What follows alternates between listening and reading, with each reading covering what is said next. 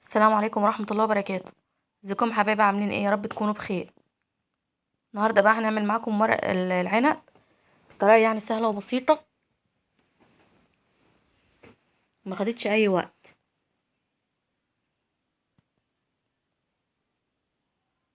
طالع بقى بالجمال والروعة كده زي ما انتم شايفين. اتمنى بقى ان شاء الله الفيديو يعجبكم.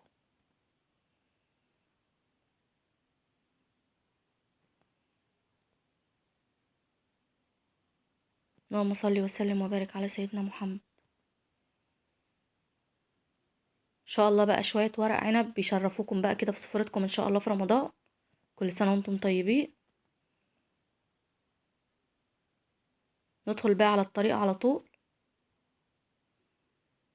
دي بقى كل المكونات اللي هنستخدمها النهارده. انا هنعمله بقى كله ايه على البارد كده، كله ني في ني، مش هنسبك بقى ايه الصلصة بتاعة المحشي. ده بقى معايا رز انا غسلاه ومصفياه خالص، ومعايا بصل مبشور عاملاه انا في الكبة، يعني ايه مش ناعم قوي، وسط كده. ودي بقى كل التوابل، ملح وفلفل وكمون وشوية شطة وكزبرة. ودي طماطم برضو ضربوها في الكبة من غير اي مية، ممكن يعني تعملوها بالمبشرة. وربع كوباية زيت. ومعايا فلفل مقطعاه كده قطع صغيرة، ومعلقة توم. وطبعا الخضرة كزبرة وبقدونس وشبت. وده خضار مقطعاه كده هنحطه في الحلة تحته. هنحط بقى كل حاجة كده على بعضها ايه في البولة بتاعتنا. حطيت بقى البصل. هننزل برضو بالطماطم زي ما قلت لكم، عاملاها انا في الكبة كده ايه من غير اي مية. ودي معلقة صلصة عشان تزود بس اللون شوية. نحط برضو الفلفل والثوم. وده الملح بقى والفلفل والبهارات والكمون وكزبرة وشوية شطة ايه صغيرين. نحط برضو الزيت. كل حاجة يعني هننزل بيها ايه على بعضها. وهنحط برضو الايه الكزبرة والبقدونس والشبت. انا بحب اكتر الخضره، بنحبه انا ايه الخضره بتاعتي تكون كتير. هنقلبه بقى كده كويس عشان ايه كل حاجه بقى تبقى ايه اتغلفت مع بعضها كده. هنقلبه انا بقى بايديا ونرجع لكم. هنا بقى ما شاء الله بعد ما قلبت بقى الخلطه بتاعتي، شوفوا بقى جماله كده واللون. بصراحه كان طعمه روعه. دي بقى الطريقه كانت ماما الله يرحمها بتعملها يعني. كانت اكتر الاوقات تعمله كده ني في ني المحشي. جبت بقى الحله اللي انا هنحشي فيها. هنفرش بس فيها كده ايه ورقتين من تحت كده.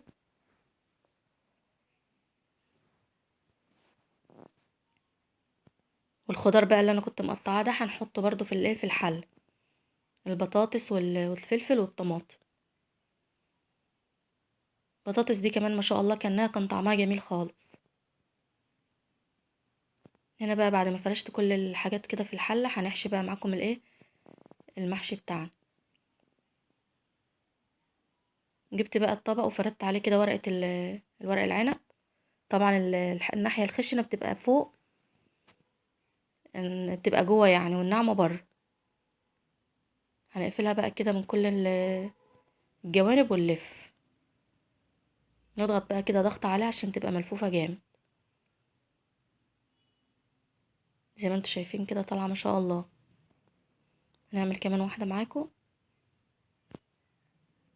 انا عارفة انتوا ما شاء الله كلكم شاطرين يعني وبتعملوا محشي ورق عنب.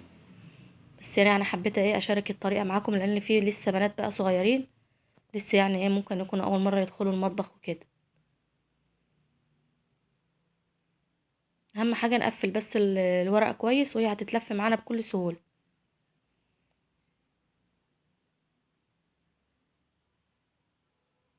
دي بقى طريقة تانية برضو على ايديا. انا بستسهل الطريقة دي بصراحة عن ان انا نحطها يعني على الطبق واللف. بس انا حبيت يعني اوريكم الايه الطريقتين. اللي حابب بقى يعمل باي طريقة تريحه. نقفلها برضو كده ونلفها، تبقى طالعة برضو متماسكة وجميلة خالص.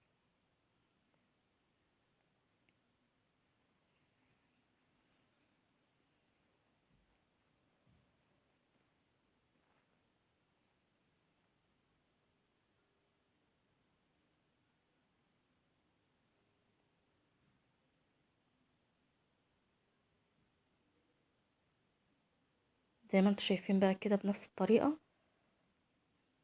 هنحطه بقى في الحلة. هنكمل انا بقى الكمية ونرجع لكم عشان ما نطولش عليكم الفيديو.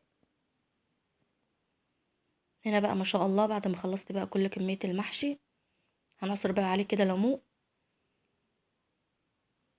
الليمون بيديه مزازة وبيبقى جميل خالص. اللي مش حابب بقى ما يحطش، وممكن برضو اللي عنده دبس رمان يحط معلقة بيخليه برضو جميل، بس انا بصراحة ما كانش متوفر عندي في الوقت ده. حطيت برضو عليه شرايح ليمون كده.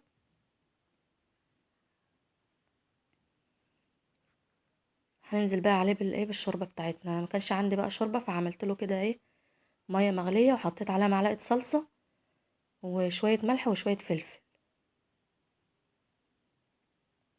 ممكن اللي حابب يحط مرقة دجاج او لحمة اللي يريحكم، بس انا بصراحة ما بحبهاش.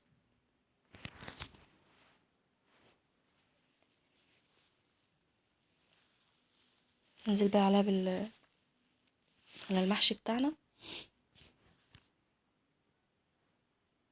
طبعا مش هنغطي كل المحشي، هيبقى على اخر حرف المحشي كده عشان ما يطلعش معجن معانا، يطلع الرز بتاعه مفلفل كده وحلو. هنحط بقى الطبق ونغطيه ونحطه بقى على النار. واول ما يغلي بقى كده ويدخل يقرب ينشف هنهدي بقى عليه ونسيبه يستوي.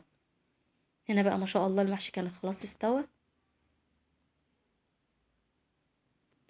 ما شاء الله طالع روعة خالص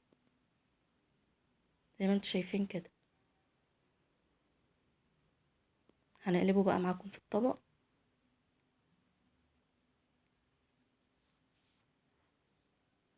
اللهم صل وسلم وبارك على سيدنا محمد. ما شاء الله نزل على طول، ما شاء الله ما كانش لازق ولا اي حاجه. والخضار برضو كمان ما شاء الله نزل كمان كله. زي ما قلت لكم الخضار ده بصراحه كان طعمه جميل، البطاطس والطماطم. طالع بقى بالجمال والروعه كده زي ما انتوا شايفين. زي ما قلت لكم بقى طبق كده محشي يبقى على السفره بقى كده في رمضان يبقى روعه بصراحه.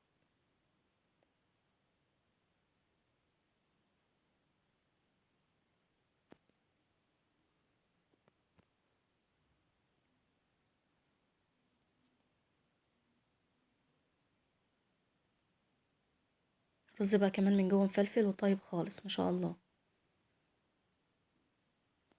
هنا عرفت طبق تاني كده وحطيت برضو معاه البطاطس زي ما قلت لكم. بصراحه طعمها روعه، واخده بقى من طعم المحشي كده وكانت جميله خالص. والمحشي كمان متماسك ومتقفل، مفيش ولا رزايه طالعه بره.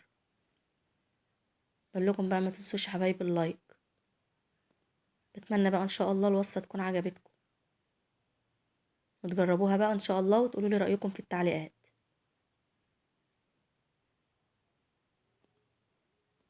اللهم صل وسلم وبارك على سيدنا محمد. ما تنسوش بقى يا حبايبي تدعموني بلايك وشير وتفعلوا الجرس عشان يوصل لكم كل جديد. السلام عليكم ورحمه الله وبركاته. مع الف سلامه.